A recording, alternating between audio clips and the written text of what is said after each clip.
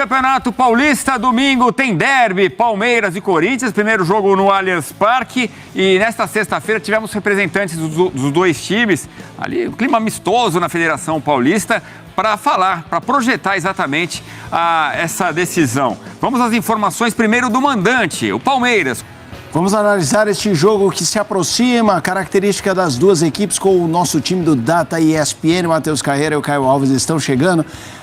Lanço a bola para vocês, rapazes. Valeu, Mota. Tamo junto. Sexta dos cria da ESPN aqui. Tô com meu parceiro Caio Alves. Tudo certo, mano? Tudo certo. Agora, falando do lado do Palmeiras, a gente sabe que o Abel Ferreira ele gosta muito nesse tipo de jogo eliminatório e até em clássico, sendo clássico eliminatório, então nem se fala, de traçar planos específicos para cada adversário. Palmeiras avançou para a final num lance polêmico, mas que tem um viés tático muito interessante nele. O homem livre, sempre na saída de bola, era o Arboleda, o pior passador entre os zagueiros. E aí, ó, gatilho de pressão. O passe para trás com o receptor com as costas para o gol, ó. Sobe para pressionar, todo mundo encaixado. Vai ocorrer o mesmo passe de novo. E aí a gente vê rapidinho como gatilho de pressão do Palmeiras, o pessoal começa a se perguntar, o que é gatilho de pressão? Exato. É quando o time vai subir para pressionar, porque não é só subir para pressionar. Então o gatilho de pressão do Palmeiras era o quê? São Paulo tocou para trás, vai fazer a questão defensiva. Perfeito. E aí vai encaixando, aí o adversário acaba incorrendo em erro. E aí tem o lance polêmico, mas enfim, ele tem um viés tático. Por que eu tô falando isso? Porque contra o Corinthians, pela sexta rodada, o Palmeiras tinha um plano muito específico também. A gente vê aqui a saída do Palmeiras com 3 jogadores para fazer superioridade na marcação dos atacantes, certo? E aí, para superar esse losango, o Piquerez pelo lado, ó, recebendo esse passe com um espaço e tempo muito grande. Você vê a aproximação do Carrilho, demora um pouco. E aqui a gente vê movimentos coordenados. O Facundo fazendo o movimento de atrair e a gente vai ver o Maurício fazendo o movimento de atacar as costas da linha. Então, movimentos muito coordenados que resultaram no gol do Palmeiras. O Corinthians sofreu nesse jogo com isso. E aí consertou como? Fez uma linha de 4 mais 4 defensores, 4 meias. O Igor Coronado foi para a esquerda, mas continuou sangrando, entre aspas, porque o zagueiro ou o Rios ficavam livres nessa construção, muito espaço para avançar, e aí o problema entre a linha defensiva também, entre os integrantes da linha defensiva. Ali a gente vai ver um passe fácil até para o Murilo encontrar o Estevão. E aí o que acontece? O Palmeiras tem que tomar cuidado com o quê também agora? Nesse jogo, a marcação foi se ajeitando ao longo do tempo do jogo, né? E aí o que acontece? O Memphis encaixa no Rios. E aí ele consegue fazer esse desarme e a situação que o Palmeiras precisa evitar é correr para trás. Contra-ataque, o Yuri Alberto vai atacar esse espaço, porque ele é um cara que tem essa relação de atacar espaço, então tem que ficar ligado. Em ataque posicionado também, a gente vê aqui a relação, ó, Igor Coronado, o Garro não jogou nessa partida, o Igor Coronado meia, vai encontrar a dupla de ataque. O Memphis aqui com uma certa distância do Rios vai receber esse passe, está dando apoio. Enquanto ele dá apoio, o Yuri Alberto vai atacar o espaço às costas. É um ponto de atenção que o Palmeiras precisa ter, até porque espera-se que o Palmeiras vá tentar se impor dentro de casa. Então, são algumas nuances táticas que a gente pode esperar para essa final, né, Mota? Favoritismo é do Palmeiras? Eu diria que sim, pequeno. O Palmeiras, nas últimas apresentações, recuperou, readquiriu aquele status de time mais temido aqui em São Paulo. É o atual tricampeão. Não disputou com regularidade, né, de maneira linear, este campeonato estadual em 2025 como um tremendo candidato. O Abel chegou a dizer, queremos ganhar o campeonato, mas se não ganharmos, está tudo bem. Então essa é a tranquilidade de alguém que ganhou 3, quer ganhar o 4, mas se não ganhar, por que que haveria de ficar se lamentando? O objetivo do Palmeiras para esse calendário não é ganhar o campeonato estadual, ou diria, não é apenas ganhar o campeonato estadual. E o fato de ser uma final nesse derby, disputada, né, por intermédio desse derby, torna tudo muito maior, né? Isso é bem maior do que um campeonato estadual. Ainda com a perspectiva do Palmeiras. Se vier o 4º troféu, vai acontecer uma coisa que na era profissional do futebol nunca houve. O Palmeiras vai poder contar essa história como protagonista e vai poder dizer que o 4º troféu seguido foi contra o Corinthians. E se o Palmeiras ganhar o campeonato, terá ganhado na casa do Corinthians, terá sido campeão na Neoquímica Arena, porque o segundo jogo é na casa corintiana. Isso também agrega na rivalidade, na importância e no tamanho da história a ser contada se acontecer. Se o Corinthians for o campeão paulista, o Corinthians vai colocar fim, embora eu ache que título estadual não tira nenhum clube da fila, mas melhora bastante a situação, torna mais fácil a vida dentro do clube para os jogadores. As crianças que torcem ficam muito felizes, isso é uma parte importante do universo do futebol também, mas terá colocado fim a um período sem conquistas e terá vencido o atual tricampeão, o grande time de São Paulo nos últimos muitos anos, um trabalho absolutamente estabelecido e conquistador, que é o trabalho do Abel Ferreira no Palmeiras. Então isso é muito maior, tanto para um lado quanto para o outro, do que um título estadual.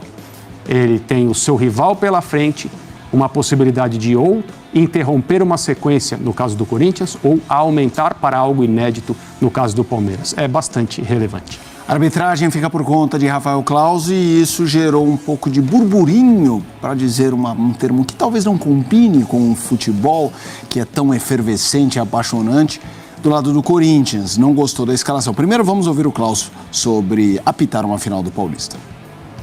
É o 53º clássico paulista da minha carreira. Então, eu comecei a apitar clássico em 2011 e, graças a Deus e graças a muita dedicação, eu estou podendo ainda viver esses momentos. Espero, como falaram os professores, que tenhamos um espetáculo desportivo, que seja decidido pelos protagonistas, que são os jogadores, e a gente possa passar desapercebido. Esse é o maior sonho dos árbitros nos jogos, né? É isso que a gente espera dentro do campo de jogo e fazer um trabalho de excelência da altura do derby, né? E de uma final de Campeonato Paulista. Começou antes da hora, queria que você falasse do tema arbitragem e o desconforto corintiano. O tema da arbitragem vai ser protagonista, independentemente do que disse o Claus agora há pouco, com qualquer resultado, porque atualmente no futebol é praticamente impossível, seja por parte dos treinadores, dos jogadores, ou programas aqui como o nosso, não falar na arbitragem, mesmo que ela passe despercebida. Porque sempre há alguma coisa que pode ser interpretada para um lado ou para o outro. Eu só queria fazer uma crítica, e essa crítica não é ao Claus, absolutamente, ele não tem culpa nem responsabilidade nenhuma nisso, mas a contradição que se apresenta quando um árbitro é levado por uma entrevista coletiva e diz nessa entrevista: tomara que o jogo seja decidido pelos protagonistas e nós da arbitragem passemos despercebidos. Mas ele é levado a segurar um microfone, aparecer na televisão, ser ouvido nas rádios, por todos os veículos que repercutiram essa entrevista, como um protagonista do jogo. E a arbitragem, ela nunca pode ser vista como protagonista, ela não deve ser vista assim, não deve se enxergar assim.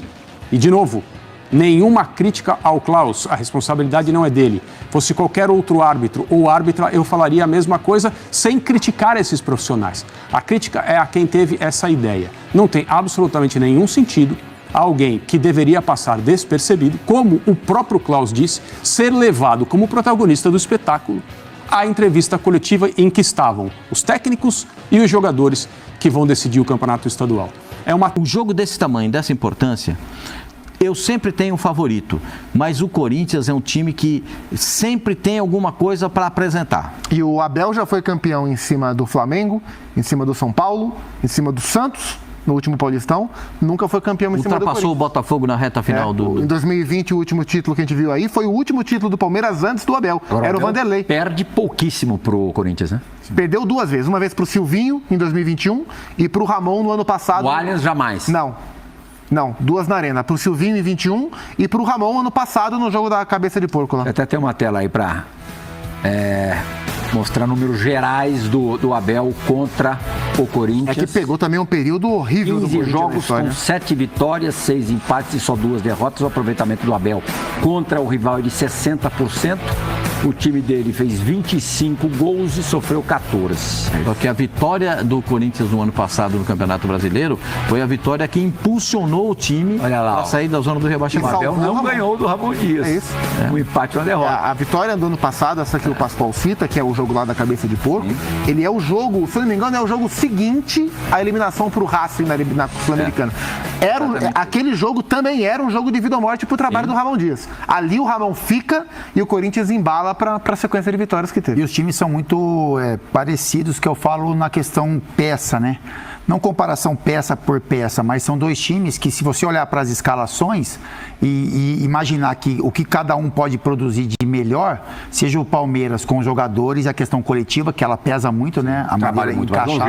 E o Corinthians, o que tem de brilho ali, né, de jogadores que podem decidir uma partida, aí o jogo fica interessante. E aí passa muito pelo trabalho dos dois treinadores, né? Que a gente, logicamente, imagina que o Abel ele vai preparar, como acontece, né? Ele prepara os seus times melhor do que os outros treinadores, por isso que ele vence tanto. E aí passa também pelo Ramon. O que a gente já falou, dele ter um material humano muito bom, mas saber escalar, saber posicionar, saber mudar as peças no momento necessário, saber usar os jogadores para, como a gente falou, no meio-campo, por exemplo, para fechar os espaços que o Palmeiras pode querer usar dentro da partida. Então é isso, assim. Eu acho que 11 para 11, se a gente fizer um cara a cara aqui, a gente vai dar uma equilibrada. Agora, no banco, que eu acho que pode estar esse X da questão, sabe? Na montagem do time, nas decisões tomadas e na experiência que o Abel tem, e coletivamente o Palmeiras hoje é mais forte do que o Corinthians, então tá aí um pouco do desequilíbrio, principalmente para esse primeiro jogo. No segundo jogo já entra o resultado do jogo do Allianz e a atmosfera da arena, que aí o Corinthians pode levar uma vantagem. Depois do que aconteceu, Oswaldo Pascoal, na segunda-feira, com o Flávio de Souza, claro que todo mundo estará ligadíssimo, atento à arbitragem. E o Rafael Claus, irá apitar a primeira partida. Essa, digamos, mais crítica do Allianz Parque domingo. E já sabemos também que o jovem Candançan, 26 anos, que em breve herdará o escudo FIFA do Braulio, se eu não me engano, aos 26 anos de idade, apitará o segundo, o de Itaquera. A escolha pelo Claus para este primeiro jogo é a escolha correta? A escolha do Claus é uma escolha lógica. Óbvio. É óbvio que seria. É o cara. Agora, o Claus tem que apitar se incomodando com o jogo. Porque muitas vezes ele apita o jogo sem se incomodar com o jogo. O Claus tem que apitar olhando para o jogo, incomodado com o que está acontecendo. Porque às vezes ele apita o jogo bem blasé. Ele apita o jogo. Acho ele bom pra caramba. Eu acho ele bom, mas eu concordo com o Pascoalzinho. Eu fui assistir o derby, Guarani e Ponte, e ele não viveu intensamente o jogo. Ele deu uma irritada. E exatamente o que o Pascoalzinho tá falando. Ele assim, ele apitou do jeito que vamos levar. Sim, vou levar. E aí, nossa, ele tem que se incomodar. Ele fez mal pro Essa é uma cobrança que eu faço. O Claus vai entender hoje apitando no futebol brasileiro, se ele não é o melhor apitador, o melhor do Brasil. Se ele não for o melhor, ele está entre os 3 melhores. Ele tem uma final em 2 jogos, estadual, ele tem que estar. Sim. Ah, mas ele expulsou... Eu acho que ele tinha que apitar as duas. Que as duas é mais complicado, né? Mas em uma ele tem que estar. O outro da final, o Candançan, da segunda final, ele é bom árbitro, mas ele não pode ser afoito, é o contrário. Ele é meio afoito. Então, um não pode apitar blasé e o outro não pode entrar afoito para apitar o jogo. São duas características diferentes. Eu acho que a indicação é a mais correta que poderia ter para esses 2 jogos. O Claus tem que apitar um jogo, porque esse jogo vem depois de um São Palmeiras e São Paulo, no mesmo estádio, que a pressão foi muito grande em cima da arbitragem. Um pênalti que eu falo sem problema nenhum, não foi. Né? Tá aqui um cara que jogou na zaga. No futebol existe uma coisa que chama ocupação de espaço. Sim. O pé do Arboleda já estava lá. Espera um pouquinho que eu vou ver o pênalti aqui. Já bateu o tiro de meta. Espera um pouquinho que eu vou ver a linha aqui para ver se o Caleri estava na posição de pênalti. Não, mas ele já marcou o pênalti. Então, tem um monte de coisa do São Paulo e Palmeiras. Nesses últimos. Tem um monte de coisa. E esse aí que aconteceu, nessa última partida. Agora, acho que o Klaus é um cara que tem capacidade de conduzir o jogo. Tem uma diferença grande entre os dois. O Klaus é pouquíssimo suscetível ao VAR. Sim. Ele podendo não ir ao VAR, ele não vai. E muitas vezes a gente viu o Klaus ir ao VAR e manter a opinião dele. Tem opinião porque ir ao VAR ou não depende do VAR, né? Sim, claro. Dele. Galera, esse canal aqui é o canal Parmeira News. Todos os dias a gente traz informações, análises, notícias, tudo sobre o nosso Verdão. Se você quiser ficar por dentro de tudo que acontece no Verdão, no Palmeiras, então curta o vídeo, deixa o like, se inscreva no canal, ative o sininho das notificações, compartilhe com o máximo de pessoas e você vai estar por dentro de tudo sobre o Verdão. Avante palestra, um forte abraço.